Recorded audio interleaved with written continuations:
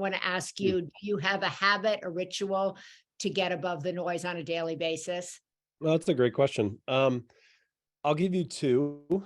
So the first is I think it's hard to have good habits for a long time if you don't also have a practice of reflection and review.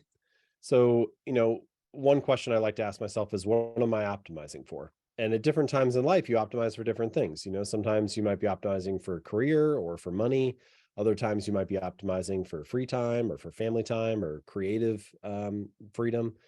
And the answer to that question probably changes over time. Mhm. And so it's helpful to have a process of reflection and review to check in and see if the habits that you had from your previous season are still serving you in your current season.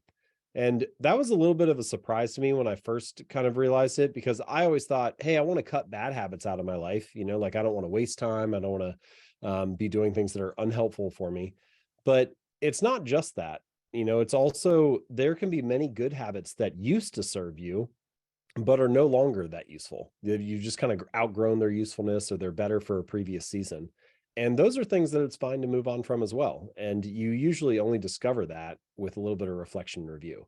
So my habit is I have like a business reflection review like every Friday. It doesn't take that long, maybe 10 or 15 minutes, but that's mostly business related, revenue, expenses, email subscribers, things like that. But at the end of each year, I do a more personal kind of annual review where I look at what I did throughout the year and how I spent my time, how many nights away from home, how many workouts, how many articles I wrote, and things like that. And then I ask myself if my actions are kind of aligning with my values or with the things that I say are important to me.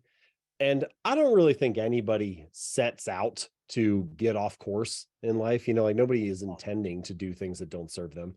But there's just sort of a natural drift that happens throughout the year. And that chance to check in and reflect on that and try to get back to center. That's one practice that I find helps me kind of rise above the noise.